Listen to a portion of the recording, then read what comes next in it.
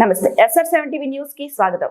కంబారాయినికొండ శ్రీ శ్రీ మహావిష్ణువు దేవాలయం వైకుంఠ ఏకాదశి 3 రోజుల ఉత్సవాలను అత్యంత వైభవంగా నిర్వహిస్తున్న ఆలయ ధర్మకర్త ముక్కోటి బసిరెడ్డి తిరుమలను తలపించిన కంబారాయినికొండ ఉత్తర ద్వార దర్శనానికి వేల సంఖ్యలో హాజరైన భక్తులు. అన్నమయ్య జిల్లా రామాపురం మండలం బండపల్లి గ్రామంలో వెలిసిన కంబారాయినికొండ శ్రీ శ్రీ శ్రీ మహావిష్ణువు దేవాలయం వైకుంఠ ఏకాదశి ఉత్సవాలు సోమవారం నుండి బుధవారం రోజు వరకు అత్యంత వైభవంగా ఆలయ ధర్మకర్త ముక్కోటి బసిరెడ్డి ఆధ్వర్యంలో నిర్వహించబడుతున్నాయి. ఈ సందర్భంగా ఆలయ ప్రధాన అర్చకులు శివబాలాజీ స్వామి వైకుంఠ ఏకాదశి ఉత్సవాల గురించి తెలియజేస్తూ ఇక్కడ భక్తులకు సంబంధించి స్వామివారి దర్శనానికి క్యూ లైన్లు గాని, భోజన సౌకర్యం, త్రాగునీటి సౌకర్యం, టాయిలెట్ల సౌకర్యం లాంటి అన్ని వసతులు కల్పించబడ్డాయని, సోమవారం నుండి బుధవారం రోజు వరకు త్రైహనిక దీక్ష పూర్వకంగా వైకుంఠ ఏకాదశి ఉత్తర ద్వార ప్రవేశ, స్వామి దర్శనం, మహాసుదర్శన యాగం, లోకక్షేమమునకై విశేషంగా చండీ సప్తశతి హవనం, సామూహిక సత్యనారాయణ స్వామి వ్రతములు, గరుడోత్సవం, చక్రస్నానం, కళ్యాణ మహోత్సవాలు జరుగుతున్నవని తెలియజేస్తూ సోమవారం రోజు గోపూజ, గణపతి పూజ, త్యాగశాల ప్రవేశం, మహాగణపతి పూజ, పంచగవ్య ప్రాసవం, రక్షాబంధనం, మూలమూర్తులకు, ఉత్సవాలకు, పరివార దేవతలకు అష్టోత్తర అభిషేకం, అలంకరణ, నైవేద్యం, తీర్థప్రసాద వినియోగం, మంగళవారం రోజు తెల్లవారుజామున మూలమూర్తులకు సుప్రభాత సేవ, విశేష అలంకరణ, తదుపరి ఉత్తర ద్వారం ద్వారా మహావిష్ణువు దర్శనం, వేదపారాయణం, విష్ణు సహస్రనామ పారాయణం, సామూహిక సత్యనారాయణ స్వామి వ్రతములు జరుగుతున్నవని తెలియజేశారు. ఆర్వి కృష్ణారెడ్డి, అన్నమయ్య జిల్లా ఇన్ఛార్జ్. నమస్తే, SR7 టీవీకి స్వాగతం. నా పేరు ఆర్వి కృష్ణారెడ్డి, అన్నమయ్య జిల్లా ఇన్ఛార్జ్. మరి హిందువులంతా జరుపుకునేటువంటి పండుగలలో అత్యంత ముఖ్యమైనటువంటి పండుగ వైకుంఠ ఏకాదశి. మరి భక్తులందరూ కూడా, ప్రజలంతా కూడా మరి వారి యొక్క కోరికలు తీర్చుకోవడం కోసం ఎదురు చూసేటువంటి పండుగ ముక్కోటి ఏకాదశి. మరి ఇలాంటి పండుగ సందర్భంగా మరి ప్రజలంతా కూడా మరి ముక్కోటి దేవతలు కూడా భూమి మీదకి వచ్చి భక్తుల యొక్క కోరికలు తీర్చుతారనేటువంటి నమ్మకం ప్రజలంతా కూడా నమ్మడం జరుగుతూ ఉంటుంది. మరి ఈ యొక్క పండుగ సందర్భంగా మరి అన్నమయ్య జిల్లా రామాపురం మండలం బండపల్లి గ్రామంలో వెలిసినటువంటి మహావిష్ణువు దేవాలయం నందు కంబారాయనగుట్ట నందు వెలిసినటువంటి మహావిష్ణువు దేవాలయం నందు ఈ 3 రోజులు జరిగేటువంటి కార్యక్రమాలు ఏంటి, మరి అలాగే ముక్కోటి ఏకాదశి యొక్క ప్రాముఖ్యత ఏంటి అనేది ఒక సమాచారాన్ని మనము ప్రధాన అర్చకులతో తీసుకున్నాం. నమస్తే, సమయంగా కొంచెం దగ్గరికి రా. ఈరోజు ముక్కోటి ఏకాదశి సందర్భంగా ఇక్కడ భక్తులు కూడా వేల సంఖ్యలో రావడం జరిగింది, దాదాపుగా తెల్లవారుజాము నుంచి కూడా. మరి ముక్కోటి ఏకాదశి యొక్క పవిత్రత ఏంటి, అలాగే భక్తులు ఏ విధంగా నమ్మడం జరుగుతూ ఉంది మరి అనేటువంటిది ఒక సమాచారం. కాంతాయ కళ్యాణ నిధయేర్చినాం శ్రీ వెంకట నివాసాయ శ్రీనివాసాయ మంగళం. అఖిలాండ కోటి బ్రహ్మాండ నాయకుడైనటువంటి ఆ వేదాంగమైనటువంటి వెంకటేశ్వర స్వామి ఇక్కడ శ్రీదేవి భూదేవి సమేతంగా ఈ కొండ మీద వెళ్తున్నాడు. అటువంటి రోజున ఇక్కడ చక్కగా స్వామివారికి త్రయాన్నిక దీక్షగా, అంటే 3 రోజుల దీక్షగా ఇక్కడ పూజా కార్యక్రమాలు ప్రతి సంవత్సరం కూడా జరుగుతాయి.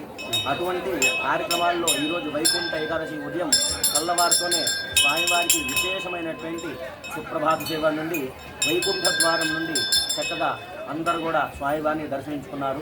అంటే వైకుంఠం ద్వారంలో మనం స్వామివారిని దర్శించుకుంటే కనుక మనకు స్వామివారు ఒక పరిపూర్ణమైన అనుగ్రహం మనకు ఉంటుందని, అలాగే శరీరం చాలించినాక మనకు ఆ వైకుంఠ ద్వారంలో వైకుంఠంలో నివాసం వస్తున్నది పెద్దవాళ్ళ నమ్మకం.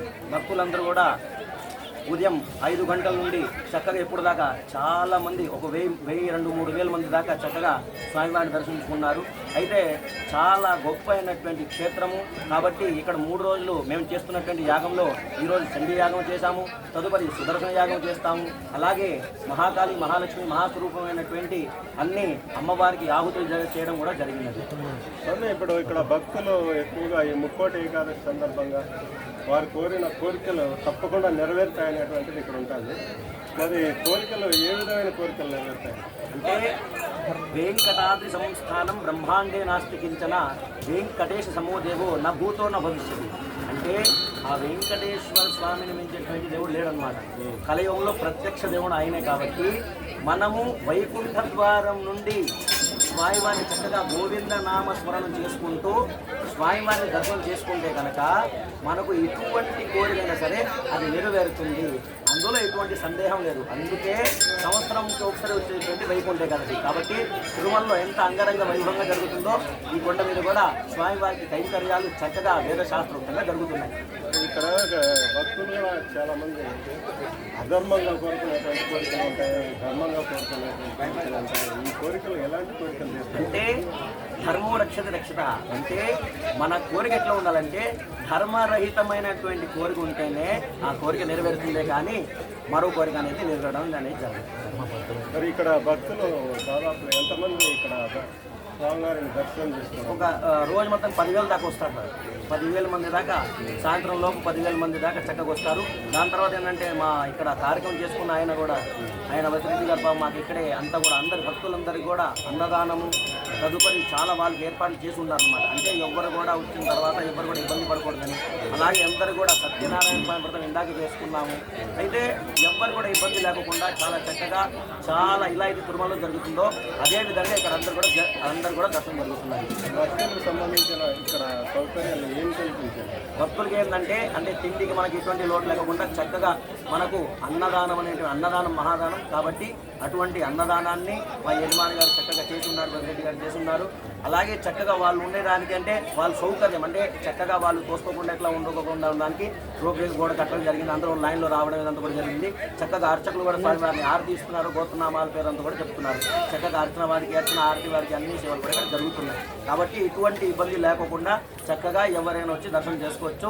తదుపరి ఏంటంటే వాళ్ళు చేసేటువంటి కార్యక్రమం కూడా ఏంటంటే లోకక్షేమం కోసం చేస్తున్నారు, వాళ్ళ కోసం కాకుండా అందరి కోసం చేస్తున్నారు.